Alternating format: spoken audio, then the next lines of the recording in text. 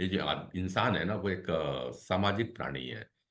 समाज है तो परिवार रहेगा, और हम्म। परिवार रहेंगी तो परिवार की चिंताएं होंगी, और परिवार की चिंताएं जब होती हैं तो आदमी उनसे लेकर के काफी परेशान होता है, और अधिकतर परेशान वो इन्हीं बातों से होता है। जो उसको स्ट्रेस आता है, इन्हीं से है। डिप्रेशन भी उन्हें अपने लोगों की वजह से ही आता है, जिनके वो ज्यादा करीब होता है उन्हीं की वजह से परेशान आता है। बचपन से ही हमें एक प्रकार से परिवार की दुहाई, संबंधों की दुहाई दे करके इमोशनली जोड़ा जाता है, और कई बार हमें इमोशनली, यूँ कहा जाए कि वो गाना भी था ना, इमोशनली ब्लैकमेल किया जाता है। तो हम्म। वो शब्द भी उत्पन्न होता है कि इमोशनली भी कई बार लोगों को ब्लैकमेल किया जाता है, और उससे भी स्ट्रेस उत्पन्न होती है, और ये स्ट्रेस जाएगी बीमारी की ओर। मैं सही हूँ डॉक्टर अनिल कि इमोशनल ब्लैकमेल की वजह से भी काफी ज्यादा स्ट्रेस और डिप्रेशन आ जाता है लोगों को? बिल्कुल, रिलेशनशिप एक ऐसी चीज है जिसको हैंडल करना इतना इजी नहीं है। और आज के समय में रिलेशनशिप कहीं ना कहीं बहुत कॉम्प्लिकेटेड हो गए हैं। समय दे नहीं पा रहे हैं हम अपने रिलेशनशिप को, और ऐसे में रिलेशनशिप बिगड़ रहे हैं। और कहीं ना कहीं जो रिलेशनशिप का मेन मोटो होता था, सुकून, शांति, एक सामंजस्य, वो कहीं ना कहीं कन्वर्ट हो गया है स्ट्रेस में, एंग्जाइटी में, और अनसेटिस्फेक्शन में, और एक्सपेक्टेशन पूरी हो नहीं रही है। जी। और ये सारी बातें फिर धीरे धीरे, जब इमोशनल स्ट्रेस होता है, एक्सपेक्टेशन, रिलेशनशिप जहां आते हैं वहां एक्सपेक्टेशन आती है। और जब एक्सपेक्टेशन आपकी मीट आउट नहीं हो पाती है, तो फिर संबंध भी खराब होते हैं, रिलेशनशिप में कुछ झगड़े आ जाते हैं, इश्यूज आ जाते हैं, और वो फिर कहीं ना कहीं स्ट्रेस पैदा करते हैं। और ये स्ट्रेस, जैसा हमने पिछले एपिसोड्स में डिस्कशन किया, साइको न्यूरोइम्यूनोलॉजी के थ्रू बॉडी के अंदर डिजीज पैदा कर रहा है। पांडे जी, एक बात मैंने कई सालों से देखी इस बात को, कि लोग ये बात जरूर मान रहे हैं कि खान पान से बीमारी होती है, गलत रहन सहन से बीमारी होती है, और कहीं ना कहीं बैक्टीरिया, वायरस, फंगस से, मौसम से, इन सब से भी बीमारियां होती हैं। लेकिन ये बात लोगों को समझाना बहुत मुश्किल है कि इमोशनल स्ट्रेस भी बीमारी पैदा करता है। हम्म। और ये बात पहले शायद 10 से 15 साल पहले मैं भी नहीं मानता था, बीइंग ए मेडिकल डॉक्टर। लेकिन जब हम्म। मैंने साइको न्यूरोइम्यूनोलॉजी को पढ़ा, तब मुझे जान के खुद आश्चर्य हुआ कि इतना डीप रिलेशन है हमारे माइंड का, हमारे इमोशंस का, हमारी फीलिंग का, हमारे थॉट प्रोसेस का, हमारे बॉडी के साथ, माइंड बॉडी कनेक्शन। यानी एक एक चीज जो हम बॉडी माइंड में सोच रहे हैं, जी। हमारी एक एक थॉट हमारे बॉडी की फिजियोलॉजी को, फंक्शनिंग को अफेक्ट करती है। हमारी सेल्स सुन रही होती हैं कि हम मन में क्या सोच रहे हैं। और मेंटल स्ट्रेस और इमोशनल स्ट्रेस दो प्रकार के स्ट्रेस हैं। हम्म। मेंटल स्ट्रेस मतलब माइंड का स्ट्रेस, इमोशनल स्ट्रेस मतलब जो हमारी इमोशंस डिस्टर्ब हो गई हैं, जी। वो बॉडी के अंदर में एक पर्टिकुलर टाइप की डिजीज लेकर आती हैं। हम कहते हैं ना कि बहुत सारी इमोशंस हमारे ब्रेन में स्टोर हो जाती हैं। यस, हम्म। मेमोरी और इमोशंस ब्रेन में तो स्टोर होती ही हैं। लेकिन जो लेटेस्ट रिसर्च है वो बता रही है कि जो इमोशंस हैं वो बॉडी के ऑर्गन्स में भी स्टोर हो जाती हैं। जी। जो 4-5 मेजर ऑर्गन्स हैं उसके अंदर अलग अलग प्रकार की इमोशन स्टोर होती हैं। For hmm. एग्जाम्पल, अगर हम बात करें लीवर की, लीवर हम्म। में एंगर और जेलसी, ये दो इमोशन स्टोर होती है। यानी हम्म। अगर कोई व्यक्ति लंबे समय से किसी एक पर्टिकुलर चीज को लेकर या किसी चीजों को लेकर एंगर में है, फ्रस्ट्रेशन में है, और जी। जेलस फील कर रहा है, या फिर किसी के साथ जेलस में है, तो उसको उतना ही डैमेज होगा बॉडी के लीवर में जितना कि अल्कोहल पीने से होता है। हम्म। राइट। हम्म। दूसरी चीज, फियर, फियर या इनसिक्योरिटी किस चीज को डैमेज कर रही है? वो डैमेज कर रही है किडनी को, क्योंकि फियर किडनी के अंदर स्टोर होता है। यानी कि अगर हम जो हाई मेटल्स, जो हैवी मेटल्स होते हैं, अगर वैसा पानी पिए तो कहा जाता है कि किडनी डैमेज हो जाएगी। हम्म। सेम टू सेम, ये जो फियर और इनसिक्योरिटी की कांस्टेंट फीलिंग अगर हम माइंड के द्वारा पी रहे हैं, मैं पीना ही कहूंगा इसे, जी। तो भी किडनी उतनी ही डैमेज होगी। हम्म। तीसरा पार्ट, हार्ट, दिल, ऑर्गन, हार्ट ऑर्गन ये जो ऑर्गन है इसमें जो स्टोर होता है वो होता है जब हमें कोई धोखा मिलता है, ट्रस्ट हमारा ब्रेक होता है, या हम क्रॉनिक इरिटेशन का शिकार हो जाते हैं और फ्रस्ट्रेशन आना शुरू होता है, तो ये सारी फीलिंग किसमें स्टोर होती है? हार्ट में। कहते हैं ना कि दिल पे लग गई बात। हम्म। दिल पे लगने का मतलब ही वही है कि वो दिल में स्टोर हो गई, और दोबारा भी ये जब मेमोरी, कभी पुरानी मेमोरी इंसल्ट वाली फीलिंग को याद आ जाए, तो वापस पाल्पिटेशन होना शुरू हो जाता है, एंग्जाइटी फीलिंग होनी शुरू हो जाती है, हार्ट बीट बढ़ जाती है। हम्म। हार्ट के अंदर में भी इमोशन स्टोर होती है। लंग्स लंग्स के अंदर में स्टोर होती है सैडनेस की इमोशन, ग्रीफ की इमोशन। यानी अगर हम दुखी हैं किसी बात को लेकर, खुश नहीं हैं, हम्म। तो वो लंग्स को डैमेज करता है। इंटेस्टाइन, अगर हम स्ट्रेस हम्म। ले रहे हैं, वरी कर रहे हैं, तो वो स्टमक को और स्प्लीन को, दो चीजों को अफेक्ट करता है। स्ट्रेस और वरी, स्टमक, पेट, जहां डाइजेशन होता है, बोलते हैं ना कि स्ट्रेस से डाइजेशन गड़बड़ हो जाता है, भूख नहीं लगती या हम्म। एसिडिटी होनी शुरू हो जाती है जब स्ट्रेस आता है। हम्म। Same to same spleen, spleen से भी बॉडी की लाइफ फोर्स एनर्जी बढ़ती है, तो हम्म। लाइफ फोर्स एनर्जी स्प्लीन से भी डिक्रीज हो जाती है अगर हम कांस्टेंट वरी में हैं। अच्छा। थायराइड, अगर आप अपने आप को एक्सप्रेस नहीं कर पा रहे हैं, तो थायराइड होने की संभावना हो जाती है। कोई चीज ऐसी है जो हम अंदर ही अंदर पी रहे हैं और एक्सप्रेस नहीं कर पा रहे हैं, बोल नहीं पा रहे हैं, तो हम्म। थायराइड होने की संभावना है, ईएनटी प्रॉब्लम आने की संभावना है। अगर हम कुछ चीज देखना चाहते नहीं है और हम्म। आंखों को बंद कर रहे हैं कि नहीं मुझे नहीं देखना है, तो कहीं ना कहीं सब कॉन्शियस माइंड से आईज में एक सिग्नल जाता है कि इसके आईज के अंदर में वो चेंजेस आ जाएं जिससे इसका नंबर भी बढ़ सकता है और कहीं प्रॉब्लम भी आ सकती है, यानी हम्म। Vision problem.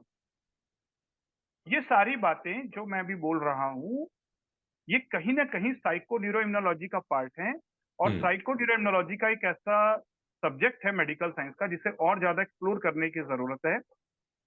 एनर्जी मेडिसिन के साथ, वैदिक विज्ञान के साथ, आयुर्वेद के साथ अगर हम इसको जोड़ के साइको न्यूरोइम्यूनोलॉजी को एक्सप्लोर करेंगे, तो बहुत सारी इमोशनल एनालिसिस निकल कर आएंगी कि किस प्रकार की इमोशन किस बॉडी के ऑर्गन को डैमेज कर रही है। एक हम्म। माइंड है सॉफ्टवेयर जहां पे इमोशन आ रही है, एक बॉडी है हार्डवेयर जिसमें हम्म। इमोशन स्टोर हो रही हैं और बॉडी की फंक्शनिंग को डैमेज कर रही है। हम्म। और इन दोनों के बीच में मेडिकल साइंस कहता है कि कोई लिंक नहीं। मेडिकल साइंस कहता है कि माइंड एक सॉफ्टवेयर जरूर है, बॉडी एक हार्डवेयर जरूर है, लेकिन दोनों के बीच में कोई चीज कनेक्टिंग नहीं है। हम्म। लेकिन वैदिक विज्ञान कहता है कि मनोमय कोश, मेंटल बॉडी, और अन्नमय कोश, फिजिकल बॉडी के बीच में प्राणमय कोश है। अच्छा। और ये प्राणमय कोश है नाड़ियों का कोश, यानी एनर्जी ट्यूब। नाड़ी मतलब छोटी छोटी एनर्जी ट्यूब्स हैं, ये इनविजिबल हैं, फाइबर ऑप्टिक केबल की तरह हैं, और इसी में लाइफ फोर्स एनर्जी फ्लो करती है। और ये लाइफ फोर्स एनर्जी माइंड से बॉडी के ऑर्गन्स में जाती है, हम्म। और एक एक ऑर्गन के साथ अलग अलग नाड़ियां जुड़ी हुई हैं। जैसे हस्त जीवा नाड़ी और गंधारी नाड़ी ये जुड़ी हुई हैं आईज के साथ। हम्म। यशस्विनी नाड़ी ये जुड़ी हुई है ईयर के साथ। हम्म। ऐसे अलग अलग नाड़ियों के नाम हैं और अलग अलग ऑर्गन के साथ कनेक्शन बताया गया है वैदिक विज्ञान में। जी। और टोटल बॉडी में 3,52,006 नाड़ीज हैं जो डिफरेंट डिफरेंट ऑर्गन्स के साथ जुड़ी हुई हैं। हम्म।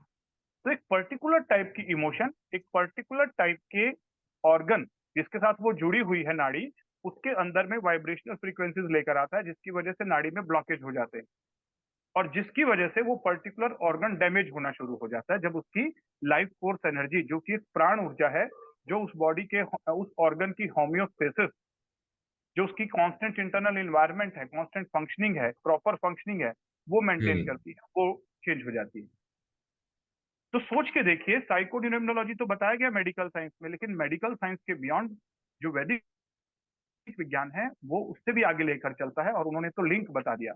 मैंने अपनी बुक में एक चीज मेंशन किया है, बॉडी बियॉन्ड बॉडी के अंदर, the missing link between modern medical science and Vedic science is this nadis and chakras, प्राणमय कोश। सुन रहे हैं पांडे जी? बिल्कुल बिल्कुल। तो जो मेडिकल साइंस है वो बॉडी की बात करता है, माइंड की बात करता है, लेकिन वैदिक विज्ञान दोनों की बात करने के साथ साथ उसके बियॉन्ड भी बात करता है कि नाड़ियां होती हैं और नाड़ियों में लाइफ फोर्स एनर्जी होती है।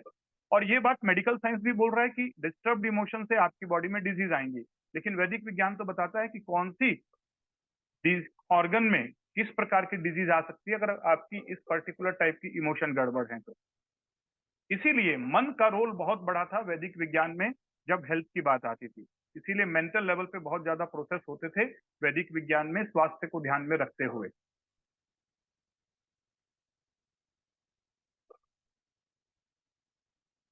2 मिनट रुक रहा हूँ।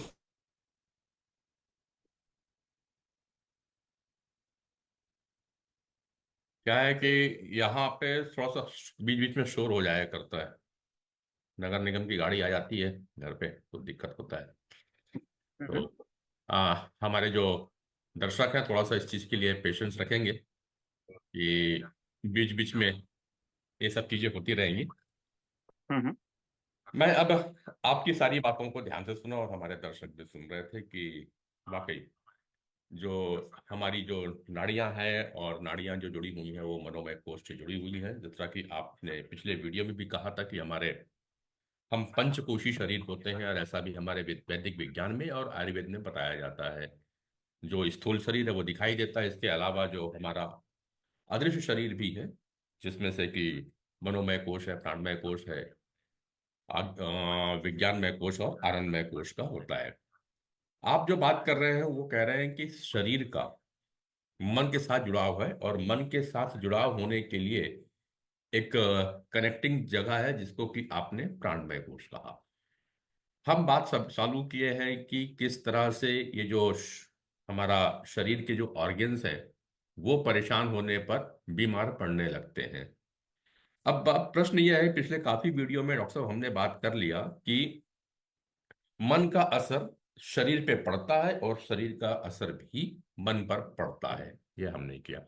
अभी आज हमने इमोशन के ऊपर बात कर रहे थे, इमोशन को। हम्म। अब यह प्रश्न है कि इनका जो कनेक्शन है, और हम्म। आपने कहा कि ये प्राणमय कोष से कनेक्टेड है, हम्म। इसको इसको कैसे जस्टिफाई कर सकते हैं कि वाकई ये प्राणमय कोष के कारण जो एक हम्म। जो कनेक्टिंग एरिया है, प्राणमय कोष, मनोमय कोष और जो हमारा स्थूल शरीर है, फिजिकल बॉडी है, हम्म। तो इनमें कनेक्शन कैसा है, कैसे कनेक्ट कर पाता है कि जो हमारे इमोशंस हैं जो दिखते नहीं हैं वो हम्म। फिजिकल बॉडी में या फिजिकल ऑर्गन में जाकर के ट्रांसफर होता है, और जो आपने कहा कि स्टोर होता है। जैसे आपने कहा कि वो जेलेसी फील करके रखा है तो जाके लीवर में जाकर के बैठ जा रही है। कोई हम्म। जकड़न महसूस करता है तो कहता है आपकी वो जोड़ों के दर्द पे हो रही है। तो अगर वो बहुत समय से किन्हीं चीजों को बार बार नजरअंदाज करता है, वो देखना नहीं चाहता है, तो उनकी इफेक्ट कहीं ना कहीं आईज में होती है। आप ये भी कह रहे हो कि अगर बहुत से लोगों के पास में बहुत बातें हैं लेकिन वो एक्सप्रेस नहीं कर पा रहे, बताना तो चाहते हैं बहुत कुछ लेकिन बता नहीं पा रहे हैं, तो उससे उनको थ्रोट में प्रॉब्लम आ सकती है, उनको थायराइड जैसी बीमारी हो जाती है। तो ये थोड़ा सा इसको क्लियरेंस चाहिए अपने को कि ये कैसे पॉसिबल है और करेक्शन कैसे हो रहा है इनका। देखिए, अगर हम साइकोलॉजी के पॉइंट ऑफ व्यू से बोलें तो साइकोलॉजी भी कहता है सबकॉन्शियस माइंड की जो सप्रेस्ड इमोशन है या डिस्टर्ब इमोशन है वो बॉडी के अंदर में इनकॉन्ग्रुएंस पैदा करती है, स्ट्रेस पैदा करती है। राइट। हम्म। हम्म। और मेडिकल साइंस ने डायरेक्टली कहा कि स्ट्रेस जब भी आएगा डिजीज आएगी, हम्म। यानी प्रॉपर फंक्शनिंग डिस्टर्ब होगी।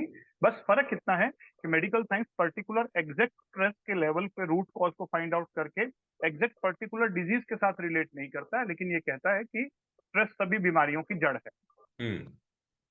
लेकिन जो ट्रेडिशनल चाइनीज मेडिसिन है, जो हमारे जैसे हमारा आयुर्वेद है वैसे हम्म। ही चाइना के अंदर ट्रेडिशनल चाइनीज मेडिसिन है, उसके अंदर अगर हम बात करें वहां पर भी इमोशन का रोल डायरेक्टली रिलेटेड लिखा हुआ है कि इस ऑर्गन में क्या डिजीज आती है, कौन सी इमोशन के साथ। इसी हम्म। प्रकार से जितनी भी एनर्जी हीलिंग साइंसेज हैं जी। उनके अंदर भी इमोशंस का डायरेक्ट रोल है। लेकिन हम्म। हम वेस्टर्न साइंसेज की बात नहीं कर रहे, मैं बात कर रहा हूँ ईस्टर्न साइंसेज की। तो हमारा आयुर्वेद, योग हम्म। और चक्र विज्ञान इस चीज को और क्लैरिफाई करता है कि कौन सी इमोशन से कौन सा सिस्टम गड़बड़ होता है, क्योंकि ये जो नाड़ी पंचकोश है, जो नाड़ियां हैं, चक्रों के साथ जुड़ी हुई हैं। हम्म। क्लियर। हम्म। अगर हम और एक पर्टिकुलर लेवल पे एक मॉडर्न साइंस के हिसाब से समझे कहें तो कहा जाता है ना कि ज्यादा एनालिसिस मत कर, हम्म। Analysis causes paralysis. हम्म। एनालिसिस पैरालिसिस, हम्म। कई बार हम किसी चीज का सॉल्यूशन को ढूंढने की बजाय इतना टेंशन में चले जाते हैं कि इतना सोचना शुरू कर देते हैं, over thinking, over thinking, over thinking. और ये जो हम्म, ओवर थिंकिंग होता है, ये हमारे माइंड के लेवल पर नंबर ऑफ थॉट्स बढ़ाकर और नेगेटिव थॉट्स बढ़ाकर माइंड की और ब्रेन की लाइफ फोर्स एनर्जी कम कर देता है। अच्छा। राइट, यानी कि कहीं ना कहीं जो ब्रेन ओवर यूज हो रहा है, माइंड ओवर यूज हो रहा है, और वो भी स्ट्रेस के साथ हो रहा है, तो जो ब्रेन है उसकी लाइफ फोर्स एनर्जी, माइंड की लाइफ फोर्स एनर्जी कम हो जाएगी। हम्म। तो पहला चीज है एक्यूरेट थिंकिंग, कि हमें एक्यूरेट थिंकिंग सीखना होगा। बहुत सारी बुक इस विषय पर लिखी गई हैं। एक्यूरेट थिंकिंग, हम्म। कितना सोचना चाहिए, कैसे सोचना चाहिए। और हम्म। हमारे वैदिक विज्ञान में दो बातें कही गई हैं एक्यूरेट थिंकिंग को लेकर, एक है चिंता और एक है चिंतन। ओके। चिंता मतलब वरी, और चिंतन मतलब कॉन्टेम्पलेशन। हम्म। यानी कि वरी का मतलब होता है, worry is the misuse of imagination. हम्म। जब हम फॉल्स इमेजिनेशन बना लेते हैं, बैठे बैठे सोचते हैं कि ये तो नहीं हो जाएगा, वो तो नहीं हो जाएगा, और उसके इमेजेस हमारे माइंड में क्रिएट करते हैं। और वो इमेजेस, क्योंकि ब्रेन का जो एमिगडाला है, जो हमने पहले भी बात की थी, वो रियल और फेक में डिफरेंस नहीं समझता। जी हाँ, वो बिल्कुल। फेक इमेजेस को भी रियल मान लेता है, और बॉडी के अंदर कॉर्टिसोल प्रोड्यूस होना शुरू हो जाता है, flight fight response, sympathetic system active हो जाता है। हम्म। क्लियर हुआ ना? बिल्कुल। और इससे बॉडी की जो बायोकेमिस्ट्री है वो पूरी चेंज हो जाती है, यानी कॉर्टिसोल, एड्रेनालिन, नॉर एड्रेनालिन, ये वाले हार्मोन्स निकलने शुरू हो जाते हैं। और जो ग्रोथ हार्मोन, सेक्स हार्मोन, और जो पॉजिटिव हार्मोन थे, सीरोटोनिन, ऑक्सीटोसिन, है ना, ये जो हार्मोन थे, ये इनका जो सिक्रीशंस है वो कम हो जाता है। ठीक है। तो एक तरफ, जैसे मैंने बताया कि ये जो नेगेटिव इमेजिनेशन है, worry, worry is the misuse of imagination. हम्म। जब हम वरी करते हैं तो हमारी बॉडी के अंदर में स्ट्रेस पैदा होता है। ठीक है। दूसरी तरफ वैदिक विज्ञान कहता है कॉन्टेम्पलेशन। हम्म। कॉन्टेम्पलेशन का मतलब होता है पहले चीजों को लिखना, राइट डाउन करना, फिर उसके रूट कॉज को समझना, और फिर सॉल्यूशन की तरफ जाना। हम्म। कॉन्टेम्पलेशन का मतलब है finding the root cause and giving energy to the solution. Hmm. Find out करें अपनी प्रॉब्लम का सॉल्यूशन, रीजन, रूट कॉज, और फिर सॉल्यूशन के ऑप्शंस लिखें, 1 2 3 4, कुछ ना कुछ ऑप्शंस तो होंगे ना कि ऐसा किया जा सकता है, वैसा किया जा सकता है। बिल्कुल। और वेस्टर्न साइंस इन्हें कहता है जर्नलिंग। जर्नलिंग एक बहुत अच्छा स्टेप है, जहां पर आप पेन कॉपी लेकर डेली अपने साथ बैठते हैं, अपने साथ कनेक्ट होते हैं, और फिर हम्म। अपनी प्रॉब्लम्स को प्रॉपर वे में लिखना शुरू करते हैं। जब आप हम्म। जर्नलिंग कर रहे होते हैं तो उसका मतलब होता है कि आप अपने आप को तैयार कर रहे हैं कॉन्टेम्पलेशन के लिए, हम्म। चिंतन के लिए। आप उस प्रॉब्लम की गहराई में जा रहे हैं, और इस दौरान जब आप गहराई में जा रहे होते हैं, आप एनालिसिस पैरालिसिस नहीं कर रहे होते हैं, बल्कि आप ब्रेन के अंदर में उनके पॉसिबल सॉल्यूशंस ढूंढ रहे होते हैं। हम्म। यानी समझ में आया जर्नलिंग का तरीका आपको? जी। ये बात होती है वेस्टर्न साइंस में। लेकिन हम्म। वैदिक विज्ञान कहता है, मैं वैदिक विज्ञान और मॉडर्न साइंसेस को दोनों को जोड़कर इंटीग्रेट कर रहा हूँ। वैदिक विज्ञान कहता है कि आप पहले मेडिटेशन करें। हम्म। मेडिटेशन के दौरान आप ब्रह्मांड से कनेक्ट होते हैं, अपने आप से कनेक्ट होते हैं, और बॉडी की जो फ्रीक्वेंसीज हैं, वो ब्रेन वेव्स की जो फ्रीक्वेंसी है, अल्फा, थीटा, डेल्टा, इस फ्रीक्वेंसी पे आ जाती है। ओके। और जब हम टेंशन में होते हैं तो फ्रीक्वेंसी आ जाती है बीटा, और बीटा फ्रीक्वेंसीज पे अच्छी थॉट्स नहीं आती, क्वालिटी ऑफ थॉट्स डाउन हो जाता है, हम्म। क्रिएटिविटी नहीं आती। तो जैसे ही आप मेडिटेशन करेंगे तो आपके ब्रेन की फ्रीक्वेंसी चेंज होगी, बॉडी के हार्मोन्स चेंज होंगे।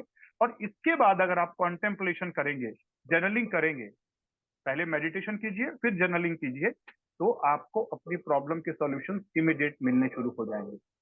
ठीक है। ये सारे सॉल्यूशन आपके अंदर में ही थे, लेकिन जैसे ही हम्म। आपने माइंड को शांत किया, तब आपने हम्म। वो सॉल्यूशन को एक्सेस कर लिया। You hmm. Have all the solution, और you have power to create the solution of your problem. Only thing required is to connect with your self at very high frequency. ठीक है। हम ये भी कहते हैं, जैसे मैंने शुरू में कहा कि लोग इमोशनली आपके साथ में अटैच होते हैं और कई बार आपको अपने इमोशन के द्वारा बातें मनवाने की कोशिश करते हैं और आप ना चाहते हुए भी उनकी काफी बातों को मानते हैं। और हम्म। इसे कई बार लोग कहते हैं इमोशनल अत्याचार।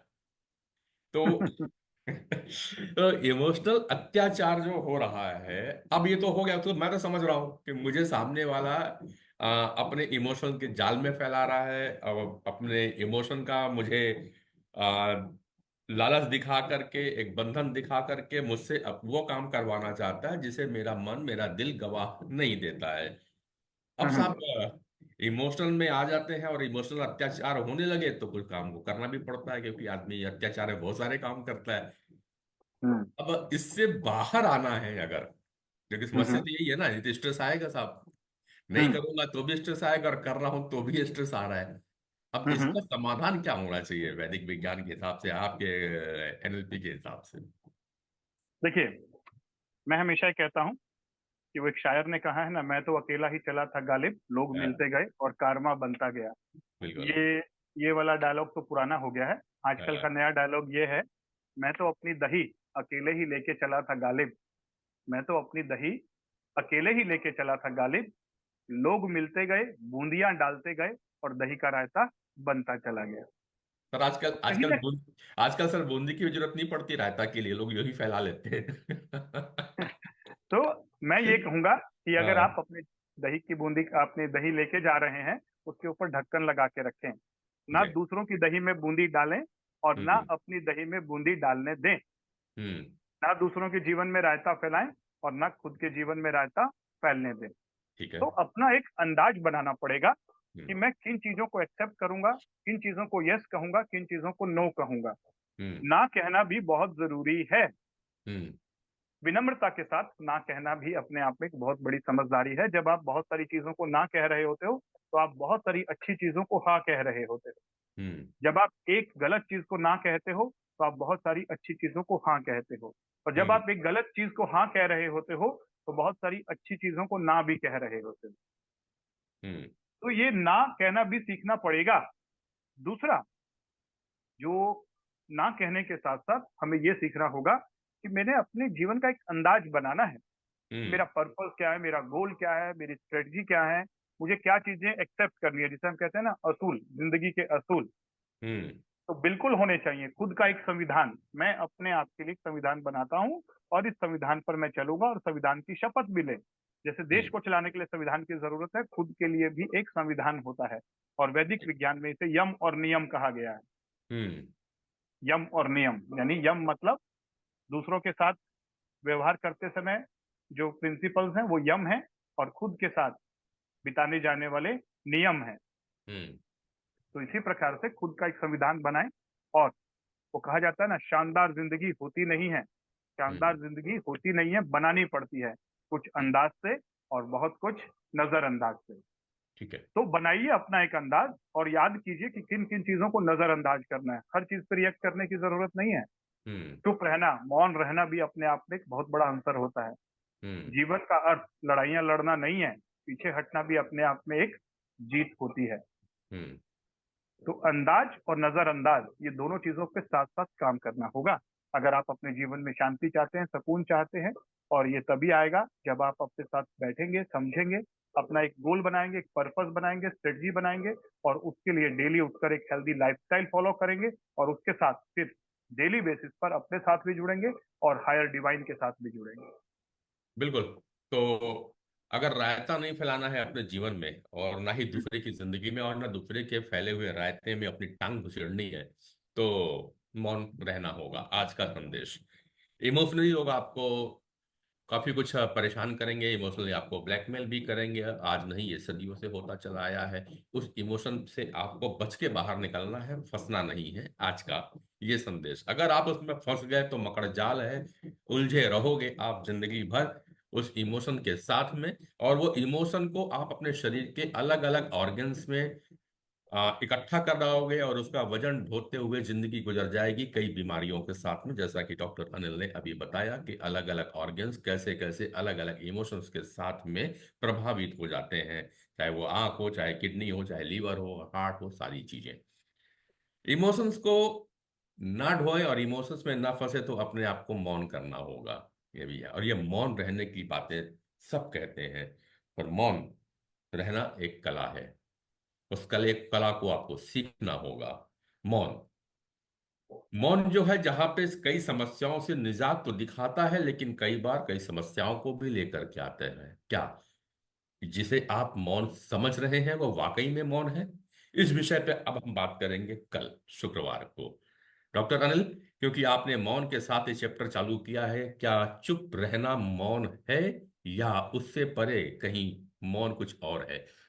मौन का हमारे शरीर में फैलने वाली जो बीमारियां हैं उससे कैसे बाहर आया जा सकता है? क्यों बड़े बड़े जो बुद्धिजीवी हैं, हमारे साधु ऋषि महात्मा हैं, ज्ञानी हैं, ये सारे लोग मौन की साधना करते हैं? वो मौन क्या हम्म, है? इस पे हम, इजाजत होगी सर, कल बात करते हैं। बिल्कुल, इस पे कल बात करेंगे। बिल्कुल। तब तक आप सोचिए मौन के संदर्भ में, और कैसे रायता फैलने से बचा जाए। तो दीजिए मस्तक पर दस्तक, आज पूरे दिन भर। कल सुबह 10:10 पे मैं और डॉक्टर अनिल फिर उपस्थित होंगे, इन्हीं लिंक पे, इसी फेसबुक पेज पे, इन्हीं यूट्यूब चैनल पे।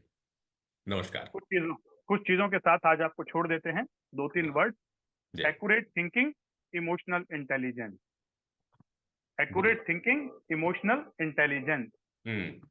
दूसरा, ये दोनों वर्ड ढूंढिएगा, गूगलिंग कीजिएगा, समझिएगा, और एनालिसिस पैरालिसिस। क्या करना है? इमोशनली इंटेलिजेंट बनना है या इमोशनली फूल बनना है? एक्यूरेट थिंकिंग करना है या एनालिसिस पैरालिसिस करना है? और इसके बियॉन्ड जो मौन की बात कही, उसके ऊपर फिर अलग से पूरा सेशन लेकर आएंगे। तब तक के लिए अजय इजाजत चाहेंगे। Accurate thinking and emotional intelligence. Intelligence. देखते हैं हमारे जो दर्शक हैं, हमारे जो श्रोता हैं, इसके ऊपर क्या करते हैं, और इसी के आधार पे हम आगे टॉपिक लेकर के आए हैं। उम्मीद करते हैं आप सब लोग इस मौसम में ठीक सावन की तरह हरे भरे रहेंगे, स्वस्थ रहेंगे, उमर मस्त रहेंगे, खिलखिलाते रहेंगे, और जहां पे रहेंगे आप जबरदस्त रहेंगे। दीजिए एंकर नरेंद्र पांडे को विदा। कल मिलूंगा सुबह 10:15 बजे। धन्यवाद।